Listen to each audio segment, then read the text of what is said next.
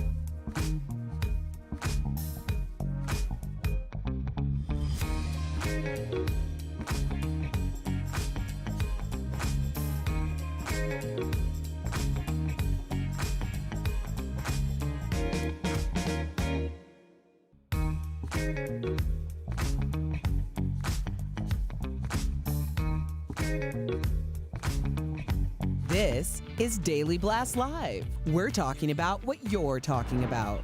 Real, honest, entertaining, live. DBL starts right now. 3, 2. Welcome, welcome, welcome to DBL. It is Thursday, October 22nd. I am Tori, here with Jeff. I got these. Just go for it. You've been complaining about it all morning. I don't know about these, but we're going to move on. Brandon joins us from home. How are you, Brandon? Life is good, feeling great. Great to be on the panel with you two, and I'm excited for this debate tonight. I know, we are all just talking about that. We're just hours away from tonight's final debate. Will you be watching? There's a lot on the line, especially given how the very first debate went completely off the rails. I'm guessing it's going to get pretty nasty again. Now, despite all of that, okay, people are turning out in record numbers to vote. At least 42 million people have already voted. Take a look at this. This is voters. These are voters in Central Florida. Look at that. They are unfazed by the pouring rain, waiting in line to cast their ballots, some without umbrellas.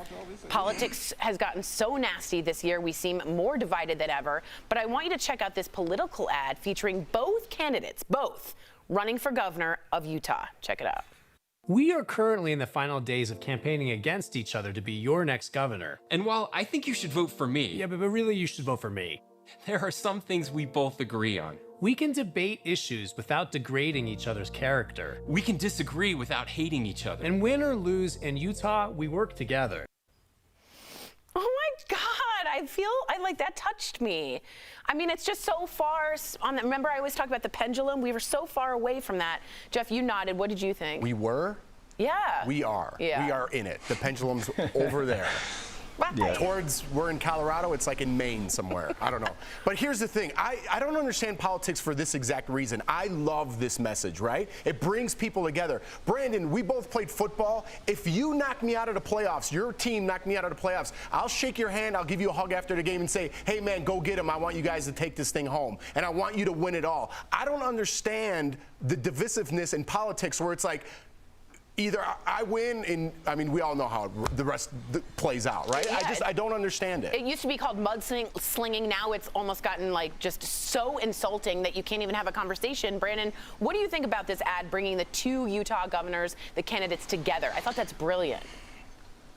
Well, just to touch up on what Jeff says, like Jeff, I understand it's one thing when my team's playing your team and it's a playoff spot on the line, but this is the presidency of the United States, you know, in a sense. So I don't think we're ever going to see this type of civility in politics again, because if you look about it, we've already had attack ads and stuff in the past, but now we're realizing it's come to the forefront now. Politics has become this whole WWE match when it comes to entertainment for us, and it gives us a reason to be divisive. But I don't see us going back. You know, Tori, you talk about the pendulum. I don't see us going back to having outright civility like these two gentlemen portrayed in this ad. Jeff, I disagree with that, Brent. We have to go back. There's no way we can sustain where we're at right now. And going back to the reference of football, in America, even it's the presidency, we're all on the same team. We're starting to forget that as Americans. Like, we are all Americans. Now it's becoming red and blue, and like I said, it's not sustainable to be that pendulum in Maine. I'm so happy that you're using the example. Yeah, I don't think America even likes that feeling. I think people are sick to their tummy about it, and they want what Utah offered. I do have to say, Utah Republicans and Democrats have always been incredibly good about their faith. Evangelicals have been very strong about that. There's just a group of Utah politicians that I've just been following for all these years. So if you're interested, they're a really good faith-based group. So I'm glad to see that ad. Go Utes! Go Utes! Yeah, go ahead. Hey, Tori. And really fast, and to our producers, can we play that video again of those voters standing in line in Florida? Yeah, because for sure. when you're looking at that, I'm looking at that that older gentleman, that older black gentleman right there that doesn't have an umbrella. I would like to not only thank him, but a younger version of me would like to apologize as well. Because when you're talking about fighting a system, and then we're talking about voter suppression and what blacks and minorities have had to go through to not only obtain the right to vote, but to continue to vote and to do these things. Those excuses that I used to use back then in my late teens and 20s, I want to apologize to this man because he just showed what fighting the system really means. It's not going to be comfortable. It's not going to be convenient. But the man stood in line for however long he did during that inclement weather to be able to vote and to have his voice heard. So hopefully we can get this man on the show and talk to him. But I want to congratulate him and apologize at the same time. Well said, Brandon. Really well said. You may have heard this. This is sort of a stunning announcement yesterday that came out of nowhere. The Pope made an announcement. The head of the Catholic Church said that he now endorses same-sex civil unions. It was all part of an interview he did for a new documentary. Pope Francis also said that homosexual people have the right to be in a family, calling them, quote, children of God. I can't tell you what a flip-flop this is. He went on to say, you can't kick someone out of their family or make their life miserable for being gay. This, I cannot, again, I can't over tell you how huge this is and a big change for the Catholic Church. The Catholic Church has been fighting for years to prevent the legal recognition of same-sex unions. Jeff, you are a practicing Catholic. This is like a mountain erupting. Unprecedented. Unprecedented. That's the word you're looking for, right? Yeah, I said like 18 of them, yeah, sorry. Overly emphasized was another one you could have threw in there. I was just waiting for you. I wasn't on camera. Thank you. But yes, I know your point. I get what you're saying. The Catholic Church is very strict, and they have been for a very long time. They're very staunch in their ways, right? But these are the times. These are the times right now. We're in 2020. You have to change with the times. You can't be living in 1776. You see where I'm going with this? The Constitution. The government, yes, right. Yes. You have to change with the times, and I applaud the Catholic Church for doing this because we all are children of God. I've had this with my gay friends. I've talked about it with people that are very close to me, and we're both religious. I'm talking about one person, and I don't want to blast them out, but we've had this conversation, and I'm like, God loves you, and that's what he was worried about most. But does the Catholic Church, and I'm saying this as a Jewish woman from that perspective, owe an apology for creating so many families that have been broken up because of this doctrine? I mean, they were like, don't let them in your house, and now they're like, they all should be children of God. Should there be an apology? Well, you could strike them down for not apologizing, or you could say this is a great thing. So if you want to look at it as a great thing, it is. That is a great thing. If you want to say, hey, you should apologize and keep adding more things on, well, it's a good point. I'm going to look at the positive and say this is great because we all are children of God. If you're waiting for an apology, well, I don't know what to tell. No, I feel you. There's two ways of looking at it. I mean, I'm not saying he's not, but I think that's a negative way of looking at a great story. I think a lot of people had a hard time in their Catholic families. Brandon, what did you think about this? If you're gay, this is sort of like unbelievable for you as a Catholic. Yeah, because Tori, I mean, I've been open about my sister coming out, and luckily she's had the family. We have the family that we have to where we opened her with loving arms and all. Like her telling us, revealing that she's gay is like something, oh, we shouldn't accept her or not. But I just think about those kids that were shunned from their families who went elsewhere looking for acceptance, maybe turned into going to monsters or going and turning tricks, or being on the street or whatever because their family shunned them because they came out as LGBTQ. So for those people, I would like to see their churches from back in the day bring them back and have this open discussion, because now going forward there are going to be some family members who have someone come out and have questions on how to handle it. And I think that those people who went through it can help these families cope and go forward with love. It's interesting. It's a step forward, to say the least. Brandon, stick around. Coming up on DBL, 2 stars from The Fresh Prince of Bel-Air, Karen Parsons and Daphne Maxwell-Reid. From their upcoming reunion to the drama over the years, they're talking about it all. Plus, oh yeah, we're talking about it. Sacha Baron Cohen is at it again. How did this character Borat trick former New York Mayor Rudy Giuliani? It ain't good, people. And we thank our colleagues working from home during the pandemic. We'll be right back.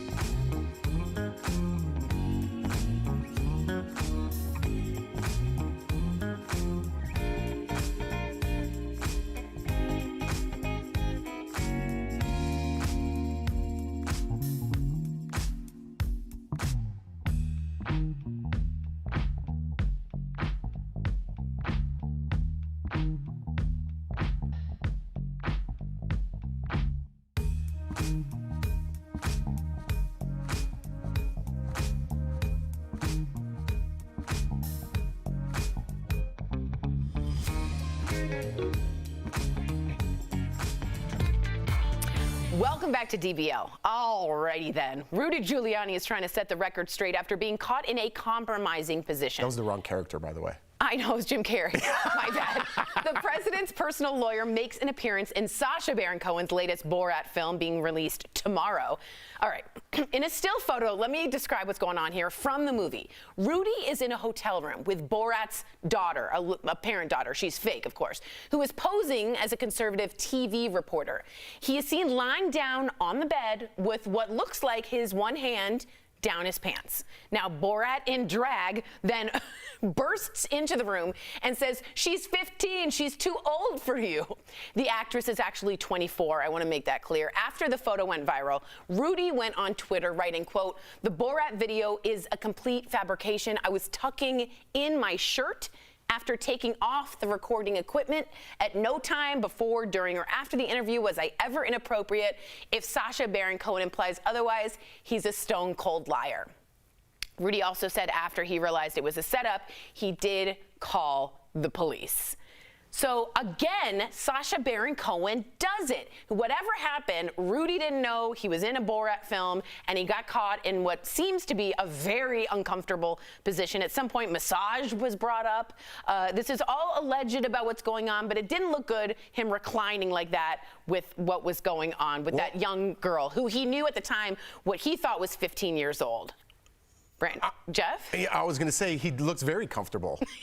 Yeah. Maybe compromising was the word you were looking for there. Very uncomfortable. Yeah. But here's the thing. We have to see the video. I don't trust the still photo anymore. I'm not picking sides here, but I just don't want to look at this photo and jump to conclusions on what's going on, even though it's a Borat film. I think I might know what's going on. I'm all, for fun and things like this. But Rudy Giuliani, man, talk about a fall from grace. I was just going to say. He was so beloved by the people of New York. And, listen, all these mafia stories, they're idolized.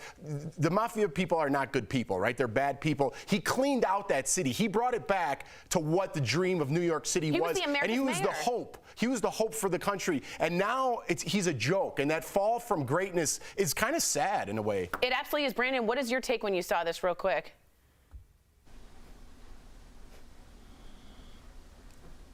That's his take. Okay, good to know. We'll be right back. He's frozen, but it speaks volumes. It does. It says everything. We'll be right back. It's only a matter of time.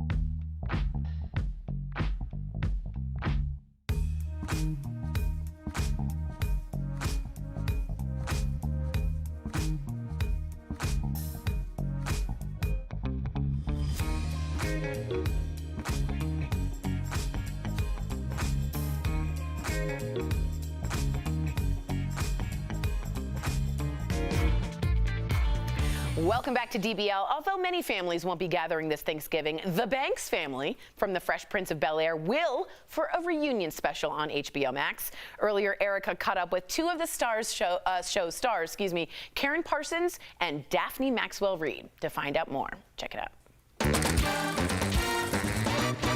Karen Parsons and Daphne Maxwell Reid, welcome to DBL. I have to ask, what was it like coming together again as the Banks family for the HBO Max reunion special?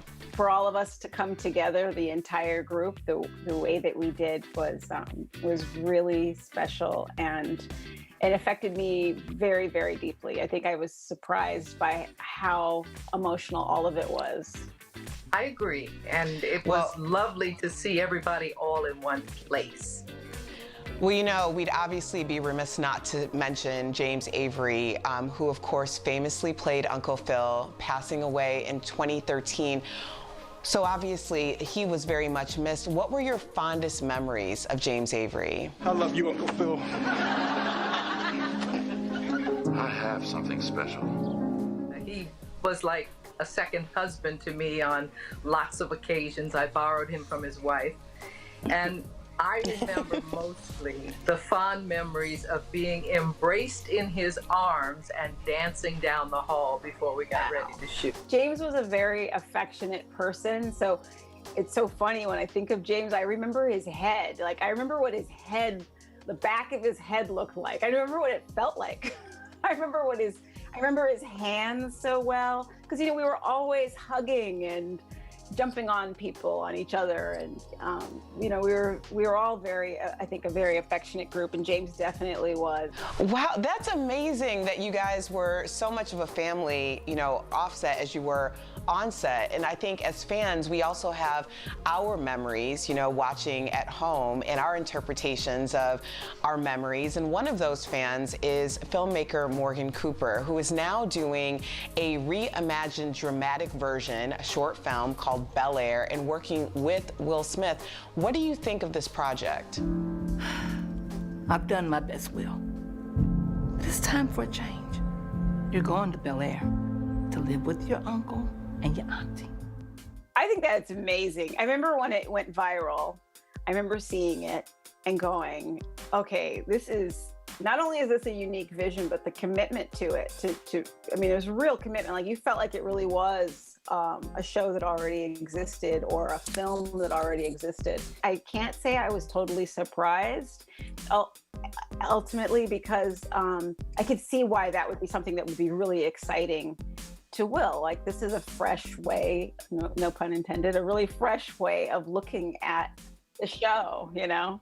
So speaking of films, you're both involved in the Martha's Vineyard African American Film Festival, which I just love the team behind this organization. They're doing such great things. Explain how your involvement was different this year. This year, having it virtual seemed to not make any difference. It's just of its time and doing a great job of sharing filmmaking with the general public. Well, Will Smith shared a photo of him and Janet Hubert, and obviously she played Aunt Viv first. Karen, why was this so important? I don't know. I just think this was really important. It was something I think everybody wanted. I think Janet and Will really wanted. And I think it's probably really going to be healing. It's healing for the fans as well, and definitely for all of us as cast members. Well, Daphne, you have a unique perspective of this because you're the one who came in 3 seasons in and filled that role. What was that experience like for you? I had seen the show, and I considered it a really cute show and a great family.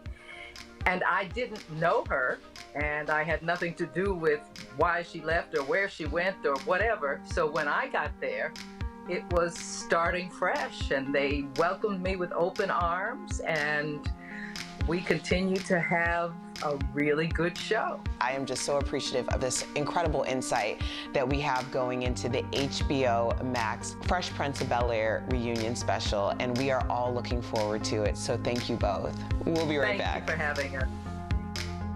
Promotional consideration is brought to you by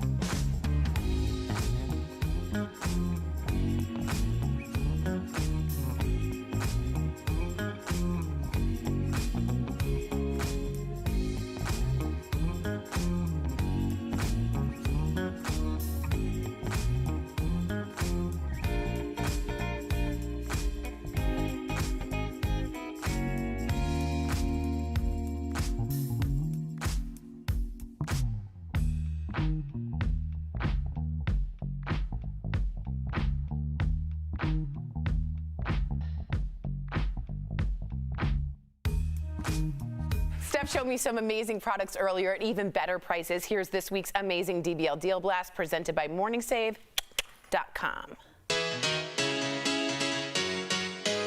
All right, what do you have for us today, Steph? So this organizer is perfect for your grocery shopping, keeping your food and drinks cold in the cooler, and you can use it for a picnic too, and it easily collapses, look, when it's not needed.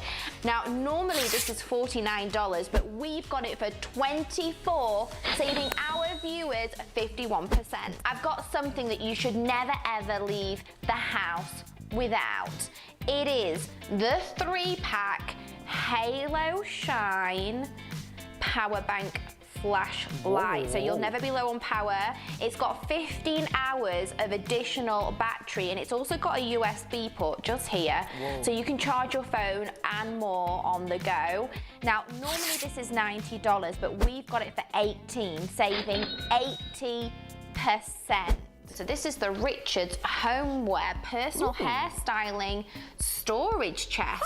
So it's going to help you keep everything tidy, get rid of clutter. So you can put in it things like your blow dryer, hairspray, combs. So normally this is $70. We've got it for $29, which means you're saving 59%. Last, we've got the perfect thing to make grooming on the go super convenient and easy. This is the 2-pack Pop Sonic precision hair trimmer with a guard attachment. It's gentle and it comes with a cutting guide for your eyebrows, and it comes with lots of little handy brushes that you can clean the blades with.